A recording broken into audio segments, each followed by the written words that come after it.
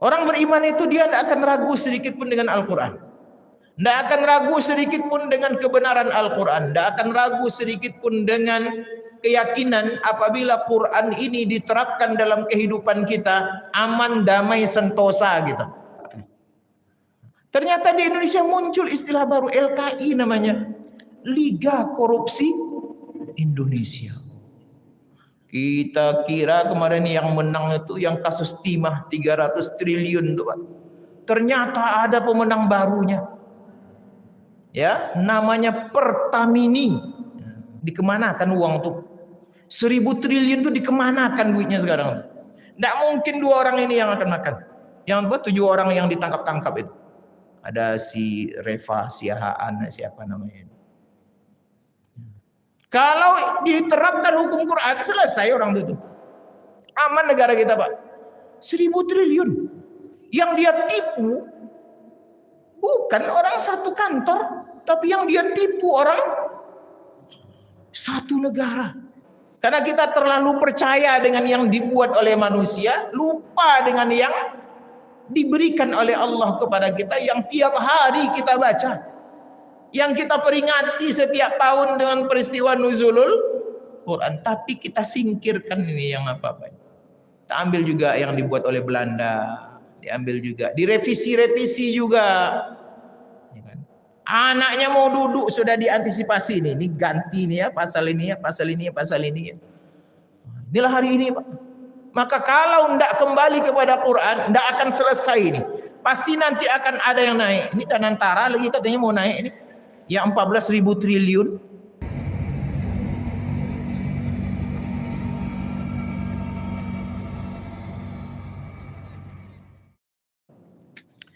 Bapak Ibu kaum muslimin dan muslimat yang saya hormati, kata pepatah lancar kaji karena diulang. Kita akan paham suatu hal yang mungkin tidak cukup satu kali, boleh jadi baru paham sesudah 3-4 kali. Maka mungkin entah beberapa waktu yang lalu ini sudah kita kaji, saya pun lupa. Maka subuh ini kita akan melihat salah satu di antara ayat Al-Quran yang dianggap memiliki bobot yang berbeda dibandingkan dengan ayat-ayat yang lain. Karena memang dalam teorinya, dalam berdasarkan hadis dan pendapat-pendapat para ulama, ada surah-surah tertentu yang memiliki kelebihan, yang memiliki fadilah. Kemudian yang kedua, ada ayat-ayat yang juga memiliki keutamaan. Kalau surah mungkin sudah kita kenal, orang mengamalkan membaca surah Yasin, orang mengamalkan membaca surah Al-Fatihah, orang mengamalkan membaca surah Tabarakalladzi, orang membaca surah Al-Waqi'ah, orang membaca surah Al-Ikhlas, dan mungkin beberapa surah yang lain. Jadi amalan harian, karena memang ada hadis-hadis yang menunjukkan hal itu. Apabila kita mengamalkannya, maka fadilahnya akan kita dapatkan, cepat atau lambat. Maka selain daripada surah itu, ada juga ayat-ayat tertentu yang memang mungkin karena nilai isi daripada ayat itu berbeda, atau mungkin cara mendapatkannya berbeda, saat mendapatkannya juga berbeda, kemudian proses mendapatkannya juga berbeda. Maka oleh sebab itu ayat ini dipandang memiliki kemuliaan tersendiri dibandingkan dengan ayat-ayat yang lain. Di antaranya 2 atau 3 yang kita kenal, yang sangat masyhur. Yang pertama, inna fi khalqis samawati wal ardh, di surah Ali Imran. Kemudian di surah Al-Baqarah ayat 255 kalau tidak salah, Allahu la ilaha illa wal hayyul qayyum, yang kita kenal dengan ayat kursi. Yang ketiga, ini adalah 2 ayat yang bergandengan yang terletak di akhir surah Al-Baqarah, yaitu ayat 285 dan ayat 286. Inilah di antara beberapa ayat yang menurut Rasulullah sendiri dan para ulama yang memahami ayat ini memiliki fadilah yang luar biasa. Dan ternyata ini yang kemudian menjadi amalan yang tak pernah kita lepaskan dari keseharian kita ketika mencari ridho dari Allah Subhanahu wa taala. Untuk khusus yang dua ayat terakhir dari surah Al-Baqarah ini, kalau kita melakukan wirid-wirid Yasin atau kita ada acara takhtim, tahlil dan doa, senantiasa tidak pernah lepas ini. Ayat ini tidak pernah lepas, dan saya yakin kita semua yang berada di dalam rumah Allah ini sudah hafal di luar kepala. Kalau mungkin ngigaunya pun sudah oke dengan ayat ini karena senantiasa kita baca. Maka subuh ini kita akan melihat bagaimana kita bisa mengamalkan dua ayat yang terakhir dari surah Al-Baqarah ini. Kemudian kita lihat isinya untuk menjadi bahan renungan bagi kita sekalian, sehingga ayat ini menjadi satu pendorong bagi kita untuk terus mendapatkan amal-amal yang baik dari sisi Allah Subhanahu wa taala. Mari kita baca Bapak Ibu dua ayat yang terakhir dari surah Al-Baqarah ini, dan nanti kita akan lihat riwayat-riwayat yang berkaitan dengan ayat ini, dan kemudian kita pahami maknanya sehingga semakin cinta kita untuk mengamalkan. Bukan hitungannya per minggu atau pas ada wirid Yasin, tapi kalau merujuk kepada hadis Nabi, bahkan per hari, per malam kita disuruh untuk mengamalkan ayat ini. Saking luar biasanya ayat ini. A'udzu billahi minasy syaithanir rajim. Bismillahirrahmanirrahim. Amanar rasulu bima unzila ilaihi min rabbih wal mu'minun. Kullun amana billahi wa malaikatihi wa kutubihi wa rusulihi la nufarriqu baina ahadin min rusulihi wa qalu sami'na wa ata'na ghufranaka rabbana wa ilaikal masir.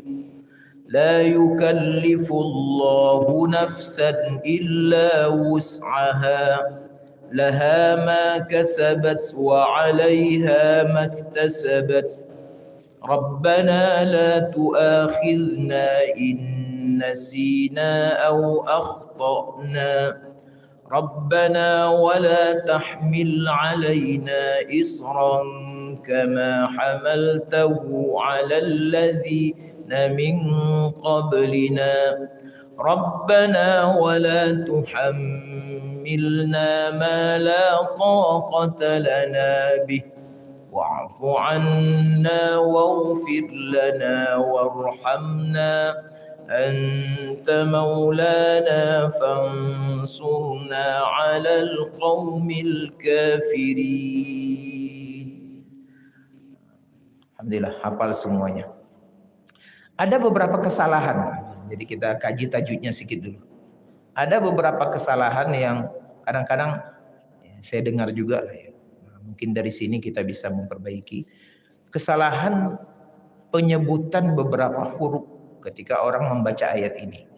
Salah satunya adalah au akhtana rabbana wala tahmil rabbana wa Rabbana la tu'akhidna in nasina aw akhtana. Khata, hamzah di ujungnya, bukan ain. Nah, ada yang baca aw akhtana, salah. Bukan ata'na, tapi ini akhtana. Artinya diambil dari kata-kata khata, salah. Ya Allah, jangan kami diberikan hukuman innasina kalau kami salah, atau akhtana atau kami lupa dan kami salah. Bukan akhtana tapi akhtana. Kemudian begitu juga dengan ya tajwid-tajwidnya, unah-unahnya. Sebab karena ini bagian akhir biasanya kita baca, ya kan, habis surah Yasin ini bagian terakhir yang dibaca ini sama-sama. Kadang-kadang mau cepat-cepat selesai, Pak. Rabbana wala tuhammilna hilang dia. Hilang Jadi meskipun nampak nasi di depan itu, ya malam ketiga biasanya kan Jangan sampai lepas daripada tajwid. Rabbana wa la tahmil alaina isran kama hamaltahu 'alal ladzina min qablina. Rabbana wa la itu yang membuat dia rem. Ya, yang bisa merem dia agar tak laju itu. Tapi kalau tidak ada hukum tajwid itu lost dia, Pak. Rabbana wa la tuhammilna ma la taqata lana bihi wa'fu 'anna waghfir lana warhamna anta maulana fansurna 'alal qaumil kafirin. Kalau Ustaz Lasri jadi juri, pas ada lomba membaca ayat ini pasti salah Ustaz ya. Maka itulah pentingnya, mohon maaf ini harus kita perbaiki sama-sama. Yang SKM, mohon maaf SKM kan ada acara ya 1 hari, 2 hari, 3 hari, 7 hari. Memang harus dilatih, Pak. Yang komandan memegang mic-nya itu harus dilatih. Harus memang dia apalagi. Karena kita ingin ada yang lebih baik terus, ke depan lebih bagus sehingga tidak salah-salah kita. Baik baca Yasinnya, baca awal surah Al-Baqarahnya, baca ininya. Karena yang memegang mic itu kalau dia salah, pasti yang lain akan salah. Akan ikut semuanya. Tapi kalau yang megang mic itu, yang memimpin itu oke, yang tidak tahu tajwid tapi karena dia mengikuti itu jadi benar dia. Jadi luar biasa ini pengaruhnya kepada bacaan kita. Karena Al-Quran berbeda dengan bahasa Arab. Cara membacanya. Al-Quran bahkan berbeda dengan hadis Nabi. Cara membacanya. Kalau hadis Nabi kita tidak peduli dengan tajwid. Tapi yang penting huruf-hurufnya harus jelas. Tapi yang tajwidnya, gunnahnya, ikhfanya harus. Kalau hadis tidak peduli kita. Kalau bahasa Arab kita tidak peduli. Tapi untuk Al-Quran wajib. Karena itu adalah perintah Allah Subhanahu wa ta'ala untuk mengikuti aturan yang disebut dengan bacaan tartil. Oke. Sekarang mari kita lihat setidak-tidaknya ada 3 hadis Nabi yang banyak hadisnya sebetulnya dikutip oleh Imam Ibnu Katsir, tapi yang nampak ada keutamaan yang luar biasa dari ayat ini. Itu setidak-tidaknya ada 3 hadis. Yang pertama kata Rasulullah sallallahu alaihi wasallam, aku mendapatkan 2 ayat yang terakhir dari surah Al-Baqarah ini itu langsung dari bawah Arasy. Kapan Nabi ke Arasy Bapak Ibu? Kecuali untuk satu peristiwa yang pertama sekaligus peristiwa yang terakhir, yaitu pada saat Isra dan Mi'raj. Jadi Nabi dipanggil, salah satu oleh-olehnya adalah diberikan ayat ini. Berarti jauh menjemputnya, spesial waktunya, besar acaranya, kemudian diberikan kepada Rasulullah dari bawah Arsy. Ada malaikat yang datang membawa sesuatu yang dia bercahaya. Nabi katakan bercahaya dia. Ada 2 cahayanya. Satu ditanya kepada malaikat Jibril, apa yang bercahaya itu yang akan diberikan kepadaku? Maka Jibril mengatakan 1 surah Al-Fatihah, yang satu lagi 2 ayat yang terakhir dari surah Al-Baqarah. Dahsyat Pak ini. Di sini ada akidah yang sangat penting. Di sini ada permohonan yang sangat utama yang kita harapkan datang dari Allah Subhanahu wa ta'ala untuk kita. Itu hadis yang pertama. Hadis yang kedua, Nabi mengatakan, aku diberikan 2 akhir dari surah, 2 ayat yang terakhir dari surah Al-Baqarah, yang 2 ayat itu tak pernah Allah berikan kepada Nabi siapapun sebelum aku. Nabi ada kurang lebih 124.000 orang. Rasul ada kurang lebih 313 orang. Tidak ada satupun yang pernah mendapatkan yang senilai, yang semisal daripada akhir dari surah Al-Baqarah ini. Satu-satunya yang mendapatkan ini hanya Rasulullah sallallahu alaihi wasallam. Nabi yang mengatakan itu. Berarti ayat ini spesial. Allah pilih-pilih nabi yang mendapatkan ini. Ternyata nabi yang mendapatkan ini adalah nabi yang terbesar, nabi yang terakhir, yang bergelar Sayyidul Anbiya'i wal Mursalin. Dan ini hanya untuk kita. Kuntum khaira ummatin ukhrijat linnas. Umat yang terbaik dari nabi yang terbesar lantas diberikan kepada umat yang terbaik kita. Maka tugas kita memang memahaminya, mengamalkannya, kemudian menghafalnya, ya, kemudian merenungkannya. Pasti ada sesuatu yang besar yang ada di dalam dua ayat ini. Kemudian yang ketiga, ada hadis yang bersifat aplikatif. Artinya kita memang disuruh lah, kalau tidak kita katakan wajib lah ya. Kita dianjurkan oleh Rasulullah untuk dijadikan sebagai amalan rutin dalam hitungan hari kita. Dalam sebuah hadis yang sangat kuat, ya, dikutip oleh Imam Ibnu Katsir, kalau tidak salah ini dari Imam Muslim, Nabi mengatakan, siapa yang membaca dua ayat yang terakhir dari surah Al-Baqarah, jelas itu, dua ayat yang terakhir. Kalau terjemahannya itu memang langsung fokus, dua ayat yang terakhir. Al-Baqarah itu kan terdiri dari 286 ayat. Ya, hitungan Imam Asim riwayat Hafs ini yang paling kuat, ya. Kemudian itu ayat pertama, berarti naik satu lagi 285. Berarti dua dia. 285, 286. Maka Nabi katakan siapa yang membaca dua ayat yang terakhir dari surah Al-Baqarah ini fi lailatin.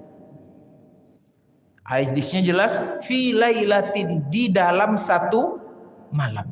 Berarti kita disuruh mengamalkan ayat ini untuk dibaca setiap malam, fi lailatin.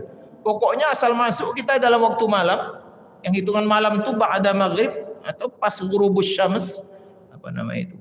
Tenggelamnya matahari sampai ila tulu'il fajr, sampai terbitnya fajar. Nah, itu hitungan malam itu. Maka hitungan itu kata Rasulullah, dia baca dua ayat ini, dia amalkan, maka kafatahu. Hadis Nabi menyebutkan, maka dua ayat itu menjadi cukup untuk dia. Sekarang yang menjadi pertanyaan, apa maksud daripada kafatahu? Cukup untuk dia. Apa maksudnya itu? Ya. Maka ulama menafsirkan hadis kafatahu ini, cukuplah dua ayat itu untuk dirinya, andaikan dia amalkan dua ayat itu. Ada beberapa pendapat ulama. Yang pertama, Allah mencukupkan dirinya agar terjaga dari sesuatu yang buruk yang bisa saja terjadi pada malam hari itu. Artinya ayat ini menjadi wasilah bagi kita untuk mendapatkan perlindungan dari Allah Subhanahu wa taala apabila terjadi sesuatu yang buruk. Apalah yang buruk-buruk itu, Pak? Kita kan senantiasa berlindung kepada Allah dari ini, dari keburukan ini, dari hal-hal yang negatif ini. Maka salah satu wasilahnya adalah membaca dua ayat ini. Yang kedua, kafatahu, ada ulama yang berpendapat andaikan orang yang membaca dua ayat yang terakhir ini punya keinginan untuk sholat malam, setidak-tidaknya 2 rakaat, dia ingin nanti bangun jam 3 lah, tapi ternyata tidak terbangun, ya, tapi dia di awal malam membaca ayat ini, maka kata ulama, yang dia baca itu bisa menjadi pengganti daripada sholat malam yang tidak dia kerjakan. Mungkin saking capeknya, mungkin dia capek, alarm tak terdengar, ya kan? Tidak ada sadar sedikit pun untuk bangun malam, tapi dia sudah membaca di awal malam, maka ayat ini bisa menjadi jalan bagi dia untuk tetap mendapatkan nilai yang setara dengan sholat malam yang mungkin lupa dia kerjakan. Ini kata ulama tentang maksud daripada kafatahu ini. Artinya apa Bapak Ibu? Ini luar biasa ini. Ya, kalau kita amalkan. Maka cara membacanya seperti apa? Cara membacanya agar senantiasa kita bawa. Satu caranya baca di luar sholat. Habis maghrib atau habis isya duduk baca amanur rasulu bima unzila, silakan dibaca. Berulang-ulang ya enggak apa-apa. Makin banyak makin bagus. Apalagi kalau sudah kita hafal, Bapak Ibu, biasanya tuh lebih cepat waktu yang kita butuhkan untuk membaca satu ayat. Apabila kita sudah hafal, maka itu lebih cepat nih. Paling 1 menit selesai nih, Pak. Tapi ingat tadi ya, jangan rusak tajwidnya. Jangan loss saja, tetap dengan tajwid. Walaupun kita mau cepat, tapi pengikatnya itu adalah tajwid. Itu cara pertama. Kita baca di luar sholat. Yang penting malam hari. Bisa dibaca sebelum tidur, silakan. Karena ritual sebelum tidur itu memang luar biasa. Nabi mengajarkan kita ritual sebelum tidur itu macam-macam, Mbak. Ya, surah As-Sajadah, surah Al-Mulk, kemudian surah An-Nas, surah Al-Falaq, surah Al-Ikhlas, ayat kursi, tambah lagi dengan ini. Silakan dibaca. Atau yang lebih baik daripada itu apa? Pada saat kita selesai sholat maghrib atau sholat isya. Kan kita ada sholat ba'diyah atau qobliyah, bisa juga qobliyah isya. Biasanya kan kita baca qul huwallah, qul a'udzu birabbin nas, qul huwallah, qul a'udzu birabbin nas. Saya jujur aja Bapak Ibu, itu yang banyak saya baca. Ya kan? Apalagi kadang-kadang tinggal 2 menit waktu Ustadz Yung Piri mau iqamah. Kita datang 2 menit nih. Tentu yang aman agar kita dapat sholat sunnah itu, ya, ayat pertamanya qul huwallah, ayat keduanya qul a'udzu birabbin nas. Sehingga nanti pas teng dia, kita pun assalamualaikum, tidak terganggu orang. Tapi kalau kita ba'diyah, itu kan lebih lapang lagi, lebih longgar lagi. Nah, maka letakkan ayat pertama 285 amanar rasul di rakaat yang pertama. Kita ganti yang qul huwallah itu dengan yang ini. Kemudian ayat yang kedua 286 kita letakkan di rakaat yang kedua. Jadi amalan dia, Pak. Nah, berubah dia. Ada tambahan ayat, Masya Allah. Yang ayat ini dijemput oleh Nabi langsung dari bawah Arsy. Itu salah satu jalan agar kita bisa mengambil kalimat kafatahu tadi itu. Mencukupkan bagi kita. Apabila kita amalkan ini untuk kita baca setiap malam. Ini saya kira satu ajakan ya, satu saran bagi kita sekalian agar kita bisa mendapatkan fadilah daripada ayat ini yang memang Rasulullah yang langsung memerintahkan kepada kita. Kita baca setiap malam dan insya Allah ini tidak akan menyulitkan kita karena ayatnya tidak panjang, apalagi kita memang sudah begitu hafal dengan ayat ini. Inilah Bapak Ibu yang berkaitan dengan ya membaca setiap malam kalau bisa, baik itu di luar sholat maupun di dalam sholat. Namun perlu diingat, setiap Al-Quran yang kita baca di dalam sholat itu pahalanya lebih besar daripada kita membacanya di luar sholat. Itu sudah konsekuensi logis. Sebab kalau di luar sholat tidak sempurna kedudukan kita.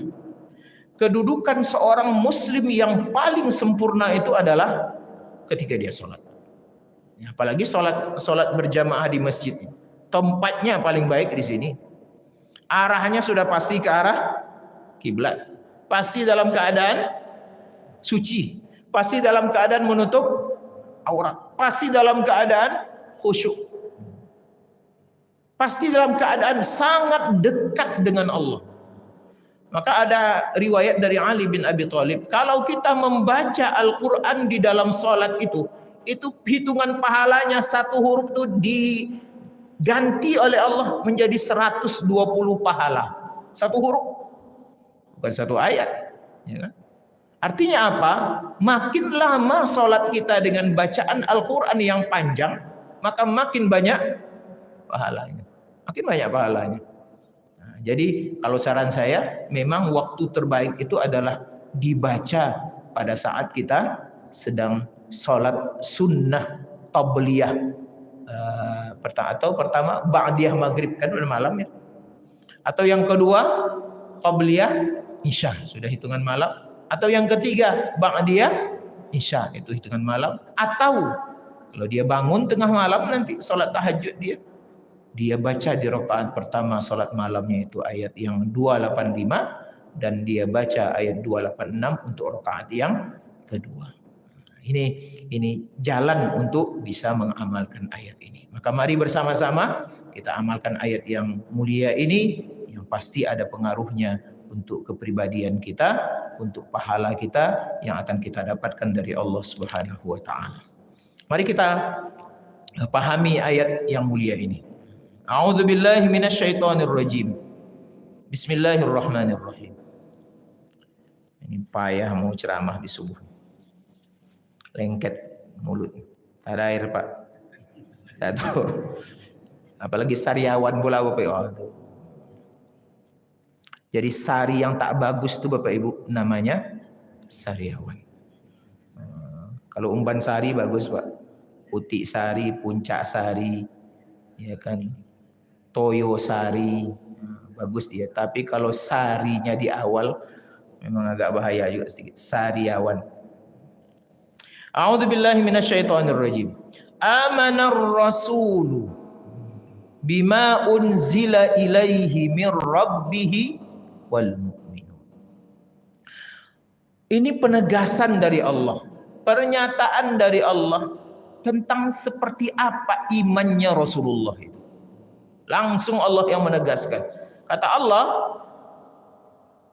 Rasul itu, Rasul ini siapa? Ini ma'rifah Bapak Ibu. Ma'rifah itu kata-kata yang sudah dikenal. Orang yang disebutkan di sini sudah dikenal, Ar-Rasul. Tapi kalau Rasul, amana Rasulun itu umum sifatnya. Rasul mana saja. Tapi ketika ada Ar-Rasul di sini, itu jelas kembalinya kepada Nabi Muhammad. Jadi Nabi Muhammad itu kata Allah yang bergelar sebagai Rasulullah itu betul-betul telah beriman, yakin 1000%, percaya, tidak ragu-ragu sedikit pun dia. Dengan apa? Bima unzila ilaihi mir rabbih, terhadap apa yang sudah diturunkan oleh Tuhannya kepadanya. Apa yang Allah turunkan kepada Nabi kita ini? Al-Quran. Artinya iman yang paling hebat itu adalah imannya Rasulullah. Karena Rasul tahu. Dan yang menyaksikannya siapa? Wa kafa billahi syahida. Yang menjadi saksi tentang keimanan Nabi kepada apa yang dia turunkan, apa yang Allah turunkan kepada Nabi itu adalah Allah sendiri sebagai saksi. Jadi jangan ragu sedikit pun. Allah sudah menyaksikan, Allah bersaksi, dan yang beriman itu adalah manusia yang paling baik, Rasulullah. Maka Nabi beriman dengan Al-Quran, percaya dengan Al-Quran, yakin dengan Al-Quran. Dia yang tahu. Jibril yang membawa akad, dia yang menerimanya, yang ucapannya, kalimat-kalimatnya semuanya dari Allah Subhanahu wa taala. Jadi jangan ragu sedikit pun dengan Al-Quran, karena Nabi SAW tidak ada keraguan sedikit pun di dalam hatinya terhadap apa yang dia terima dari Allah Subhanahu wa taala. Yang kedua, siapa lagi yang beriman? Wal mu'minun. Yang harusnya beriman itu juga adalah kita, orang-orang yang beriman. Orang beriman itu dia tidak akan ragu sedikit pun dengan Al-Quran. Tidak akan ragu sedikit pun dengan kebenaran Al-Quran. Tidak akan ragu sedikit pun dengan keyakinan apabila Quran ini diterapkan dalam kehidupan kita, aman, damai, sentosa gitu. Kalau diterapkan untuk pribadi, aman pribadi itu. Kalau diterapkan kepada keluarga, aman keluarga itu. Kalau ditetapkan satu negara, aman negara itu, Pak. Aman dia. Yang mencuri potong tangan. Pasti aman negara kita ini. Tidak boleh menyogok, tidak boleh disogok. Amanah di dalam menjalankan tugas dan jabatannya. Yang memegang hukum dan keadilan dia betul-betul tegakkan seluruh-seluruhnya. Kalau itu ditegakkan, aman, nyaman, damai, Pak. Tidak akan kita temukan ada istilah baru dalam negara kita yang tercinta ini. LKI namanya. Ada LKI. Orang kan English APL, English Premier League, Liga Premier Inggris. Sekarang nomor satunya Liverpool. Poinnya sudah hampir 60 berapa gitu. Nomor 2-nya Arsenal. Nomor 3-nya PSPS. PSPS entah di mana posisinya. Asal tanding berkelahi, asal bertanding rusak. Ternyata di Indonesia muncul istilah baru LKI namanya, Liga Korupsi Indonesia. Kita kira kemarin yang menang itu yang kasus timah 300 triliun itu, Pak. Ternyata ada pemenang barunya. Ya, namanya Pertamini. Tidak bisa kita menyebut, payah menyebutkannya. Saya baru kenal itu. Kalau sudah 1000 triliun itu namanya kuadriliun. Payah banyak. Kuadriliun.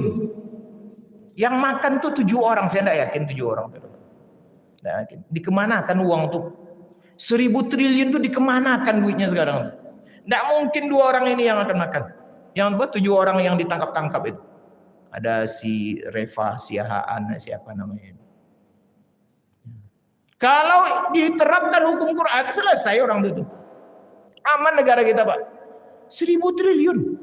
Yang dia tipu bukan orang satu kantor, tapi yang dia tipu orang satu negara.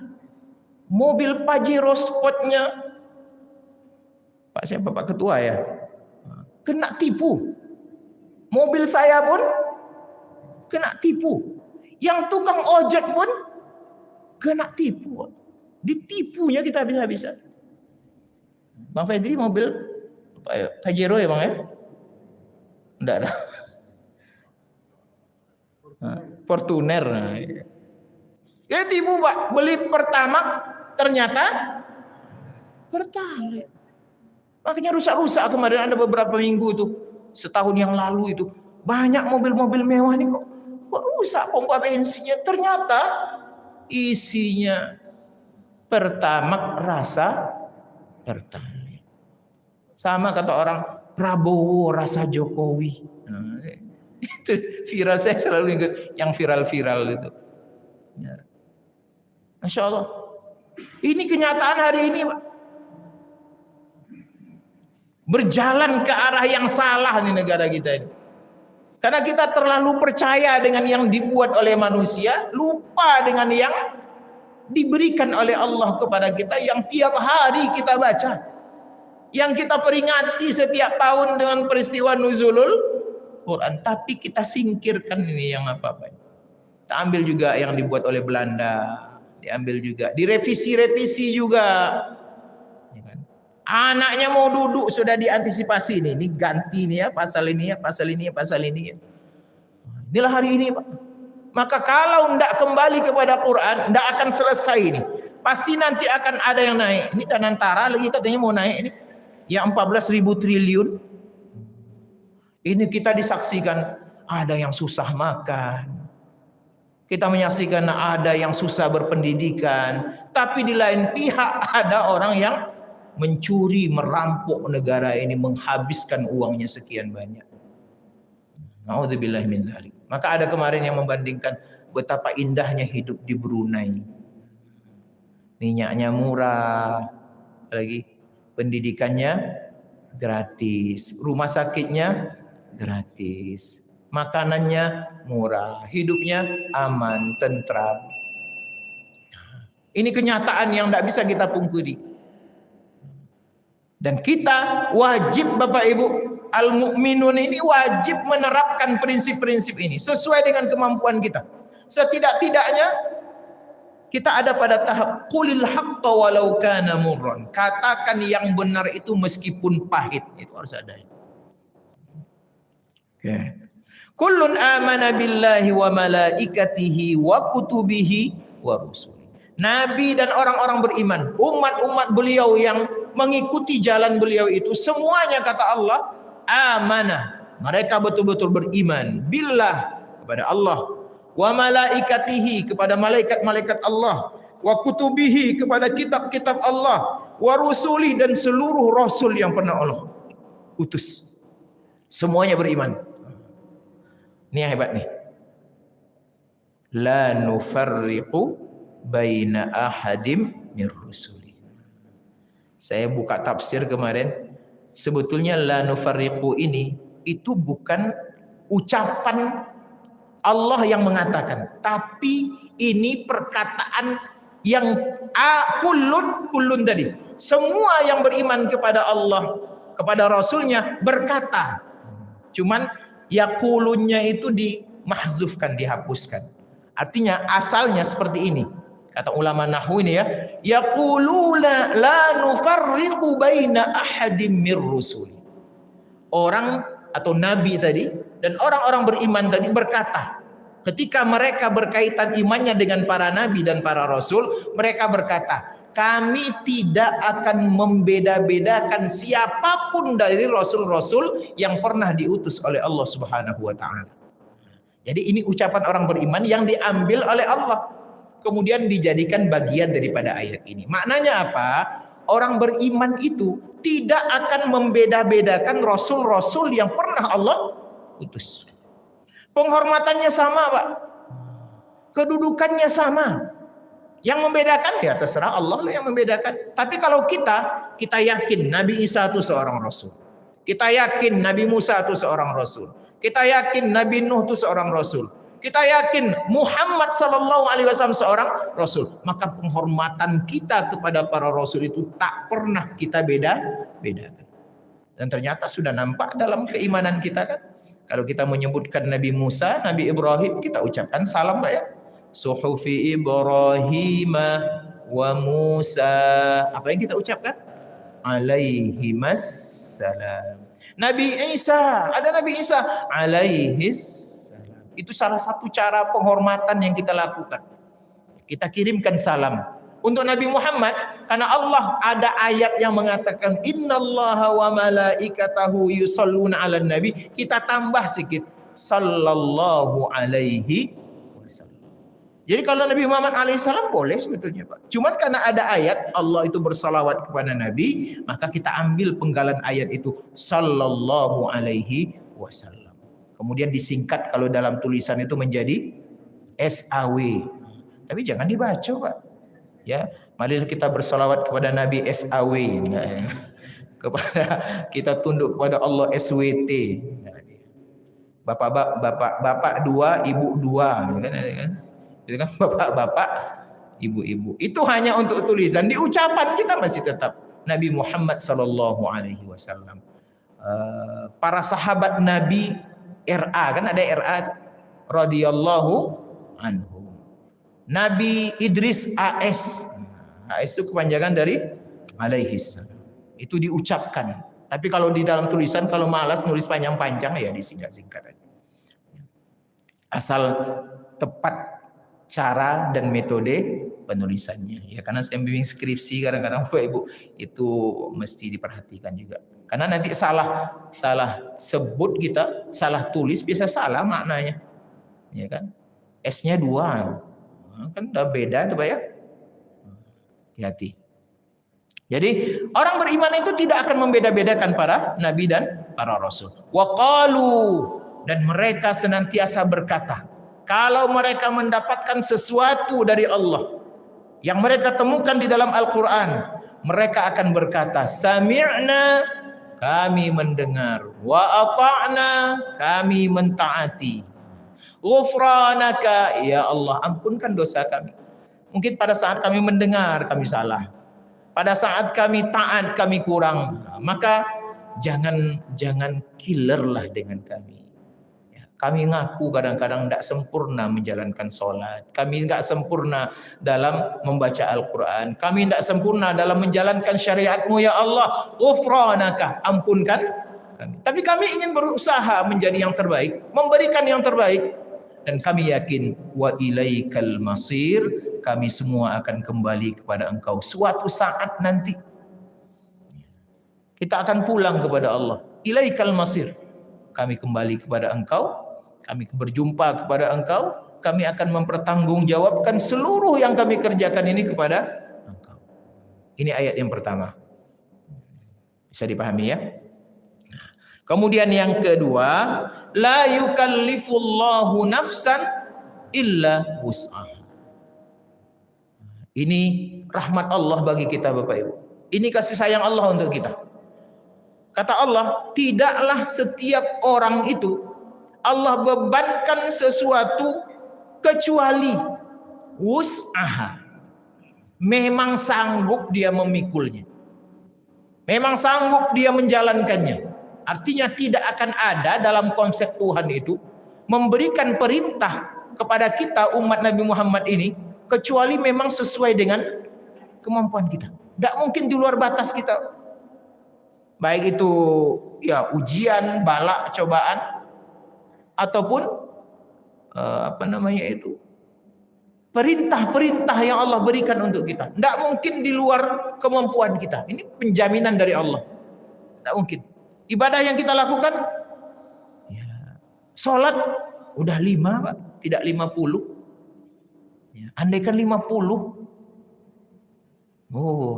habis waktu kita kan. Tidak ada waktu kita untuk bisa berekspresi di dunia ini. Habis waktu untuk sholat saja. Tapi Allah sayang diturunkan jadi 5 dengan pahala yang sama dengan 50. Bahkan lebih daripada 50. Andaikan kita jaga sholat kita dengan baik. Jadi kalau ada orang dapat cobaan dalam hidupnya, jangan pernah mengira, ya Allah tidak sanggup aku lagi ya Allah. Aku akhiri ajalah hidupku nih ya Allah. Jangan. Harus kita yakinin. Karena Allah yang menegaskan. Setiap apapun yang kita dapatkan dari Allah, nikmat, cobaan, segala macam perintah, larangan, semuanya itu pasti dalam taraf kita mampu untuk menerimanya. Ujian kita mampu. Ya, cobaan kita mampu. Perintah kita mampu. Karena tidak akan mungkin Allah memberikan sesuatu di luar kemampuan kita dalam menjalankannya. Cuman ada satu konsekuensinya kata Allah. Laha ma kasabat. Apabila dalam menjalankan tadi mereka berbuat kebaikan, mereka melaksanakan perintah, maka setiap amal perbuatan baik yang mereka kerjakan itu akan kembali kepada mereka yang mengerjakannya. Laha ma kasabat. Apa yang dia usahakan balik ke mereka. Perbuatan baik yang mereka lakukan balik ke mereka. Infak yang mereka lakukan balik kepada mereka. Mendidik anak yang soleh mereka lakukan balik kepada mereka. Jadi pejabat yang baik, yang amanah balik kepada mereka. Itu maksud daripada laha ma kasabat. Cuman yang kedua ini agak berat. Wa 'alaiha maktasabat. Kalau dia mengerjakan perbuatan yang jahat, yang mengandung dosa, yang mengandung kemurkaan Allah Subhanahu wa taala, wa 'alaiha, maka mereka yang akan menanggung. Tidak mungkin dititip-titipkan Pak. Kecuali dalam konsep manusia. Kalau konsep manusia beda. Kalau konsep Allah itu siapa yang berbuat dia yang akan mendapatkan hasil. Kalau konsep manusia atasan yang berbuat bawahnya masuk Pak. Macam PIK 2 itu kan. Aguan yang buat, yang ditangkap tersangka Arsin. Tahu Arsin? Kepala desa Kohot tuh. Ya kan? Dari mana pula dia akan membayar 48 miliar itu Pak? Dan dia terima nyantai aja dia. Ya kan? Siapa dalang yang memagar laut itu? Laut dipagar. Biasanya gigi yang dipagar, sekarang laut. Ada pagar gigi ya. Orang pakai apa namanya itu? Behel. Ya. Laut dipagar, biasanya kebun dipagar. Ini laut dipagar. Satu-satunya kejadian memang di negara kita yang tercinta. Dan sampai sekarang tidak tahu siapa yang itu hebatnya negara kita nih Pak. Hebat negara kita ini. Tidak tahu siapa sih yang menyuruh, siapa yang mendanai. Yang panjangnya tidak tanggung-tanggung, bukan 3 meter, tapi 30 kilometer, Pak. Berapa duitnya tuh, Pak? Berapa ratus ribu bambu itu. Di kita bisa terjadi itu. Bos yang bersalah, anak buah yang dikorbankan. Tapi dari Allah tidak bisa. Wa 'alaiha maktasabat. Tunggu aja tanggal mainnya. Kalau tidak jumpa kalian keadilan di dunia, kata Allah, keadilan itu akan kalian jumpai di hari akhirat. Tinggal sabar-sabar aja lagi. Alaihissallahu bi ahkamil hakimin. Nah, sekarang ini permohonan kita. Di dalam ini, ayat ini ada permohonan, ada doa, ada harapan kepada Allah. Rabbana la tu'akhidna. Ya Allah, jangan engkau hukum kami ya Allah. Jangan engkau berikan sanksi kepada kami ya Allah. Untuk dua hal yang memang itu identik dan include kepada kami sebagai makhluk yang dhaif. Ini pengakuan kita, Pak. Kita ini dhaif, Pak. Jadi jangan ada yang sombong-sombong. Saya jamin diri saya masuk surga, jangan. Saya bersih ini jangan, Pak. Saya hebat ini jangan. Konsep yang Allah ajarkan kepada kita, kita ini makhluk yang nasina, yang senantiasa lupa, au akhtana. Kita sering salah.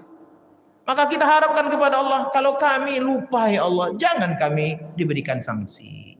Ya paling tidak tegur aja ya Allah. SP1, SP2, SP3. Pak. Jadi kalau SP4 itu lain. SP4 itu di mana? Itu di Tapung. Jangan kami diberikan sanksi ya Allah. Kalau kami nasina, lupa kami. Lupa. Dan Allah itu memaklumi, Pak, kalau manusia lupa tuh Allah betul-betul sayang. Ndak memang Allah buktikan. Apa contohnya? Ya, pulang kita nanti kan ndak sadar rupanya minum. Nah, kan? Rupanya makan. Apalagi 10 hari pertama ini kan masih kadang-kadang terbawa kebiasaan yang lama itu. Saya di depan rumah tuh ada pohon ceri. Biasanya kali pagi Pak saya ambil tuh kan. Kemarin hari pertama, hari kedua tuh hampir saja lagi masuk kan. Nah, karena kebiasaan tadi, merubah kebiasaan tuh memang sulit merubah kebiasaan itu. Merokok. Nah, merokok itu kebiasaan yang luar biasa berat. Tapi kata para pakar, dia akan hilang kalau sudah kita tak dekat-dekat dengan rokok itu selama kurang lebih 20 hari.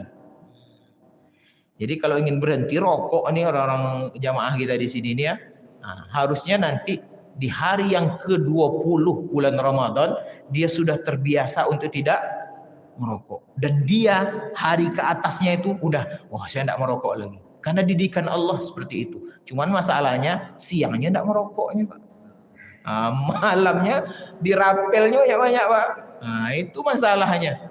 Nah, padahal Nabi itu kan mengingatkan kita, ada siam, ada qiyam. Harusnya itu terus dia. Untuk yang buruk-buruk kebiasaan itu siangnya kita berhenti. Untuk yang malamnya juga kalau bisa berhenti. 20 hari selesai dia. Maka pasti banyak yang kita saving duit-duit itu. Ya, saving untuk biaya anak-anak sekolah, untuk baju baru anak-anak, untuk sedekah. Rokok banyak rusaknya. Ya, usahakan. Ya, saya ajak untuk meninggalkan rokok itu. Ada satu hal yang bagus dari almarhum Ustadz Tengku Zulkarnain. Ini mohon maaf nih ya kan. Kata Ustadz Tengku itu dikasih kepada babi itu sayur-sayuran, daun-daunan dimakannya. Tapi ketika daun tembakau itu dimasukkan ke kandangnya itu Pak, seminggu tidak disentuh-sentuh oleh babi itu. Ya kan, babi aja tidak mau dia dengan tembakau. Terus ada satu lagi, Nabi menyuruh kita kalau kita berbuka jangan memakan sesuatu yang dipanggang. Ya kan? Ini orang merokok ini bukan yang dipanggang yang dia makan, apinya itu yang dia makannya Pak. Apinya itu yang dia hisap. Nah, itu dahsyatnya, tinggalkanlah merokok. Oke. Inna sina, kalau kami salah, au akhtana, kalau kami lupa, au akhtana, atau kami salah. Angkat tangan ya Allah. Jangan iqab kami, jangan siksa kami. Ya, ingatkan ajalah kami ya Allah. Kami memang makhluk yang pelupa, kami makhluk yang sering salah. Rabbana wala tahmil alaina isran kama hamaltahu ala alladhina min qablina. Ya Allah, jangan engkau timpakan kepada kami isra. Isra itu sesuatu yang berat memikulnya. Maka jangan engkau berikan kepada kami yang berat itu sebagaimana engkau pernah memberikan kepada umat-umat sebelum kami. Maka ini khususnya untuk umat Islam. Permohonan kita kepada Allah sebagai umat yang terbaik, jangan berikan yang kami tak sanggup untuk membawanya. Ya, kalau syariat-syariat yang pertengahan aja ya Allah, tidak ekstrim untuk kami. Kalau ada cobaan yang pertengahan saja ya Allah, jangan yang kami tak mampu untuk memikulnya, yang kami sampai stres, tak bisa tidur malam, kurus badan, ya kan, pecah pembuluh darah di otak. Jangan sampai ya Allah. Rabbana wala tuhammilna ma la taqata lana bih. Diperkuat lagi dengan permohonan ketiga. Ya Allah, jangan bebankan kami sesuatu yang kami la taqata, tidak kuat untuk memikulnya. Tidak sanggup kami untuk menjalankan. Jangan bebankan kami. Cobaankah itu, syariatkah itu? Maka karena kami lupa tadi, karena kami banyak salah tadi, wa'fu anna, maafkan kami ya Allah. Maafkan kami. Waghfir lana, ampunkan dosa kami. Banyak dosa kami ya Allah. Engkau satu-satunya tempat kami untuk meminta ampun, menghapuskan dosa-dosa kami. Warhamna, dan berikan kami rahmat setiap saat sepanjang usia kami, sampai nanti kami mendapatkan rahmat yang terbesar darimu pada saat kami mendapatkan surga akibat amal perbuatan yang kami kerjakan selama hidup di dunia. Anta maulana, engkaulah ya Allah tempat kami meminta tolong, tempat kami berlindung, tempat kami bersandar, tempat kami mengadu. Maulana, maulananya, kan ada lagunya Pak. Maulana ini bisa kepada Nabi, tapi di dalam ayat ini maulana ini ditujukan kepada Allah Subhanahu wa taala. Tempat menolong, tempat minta pertolongan. Tolong kami ya Allah dalam segala hal, hal keluarga, hal amal ibadah, hal kehidupan kami. Kemudian ditutup, ada bahaya yang senantiasa mengancam kami ya Allah. Orang kafir tidak pernah senang dengan kami. Orang kafir mencari jalan untuk menghancurkan kami. Fansurna, maka tolonglah kami alal qaumil kafirin, dari orang-orang kafir yang setiap saat ingin menghabisi kami, ingin memiskinkan kami, ingin merampas harta kami, ingin merubah akidah dan moral kami. Ini permohonan yang kita sampaikan kepada Allah Subhanahu wa taala. Maka luar biasa nih Bapak Ibu, kalau untuk kita amalkan dalam kehidupan kita, terutama tadi dibaca setiap malam, yang kalau ingin dapat bonus pahalanya, yaitu kita kerjakan pada saat kita mendirikan sholat sunnah. Mudah-mudahan Bapak Ibu yang saya hormati, ini bisa menjadi bahan renungan bagi kita, sekaligus bahan untuk kita amalkan dalam malam-malam kita, apalagi di bulan suci Ramadan ini. Insya Allah kita akan dapat berkah daripada ayat yang kita baca. Demikian yang dapat saya sampaikan.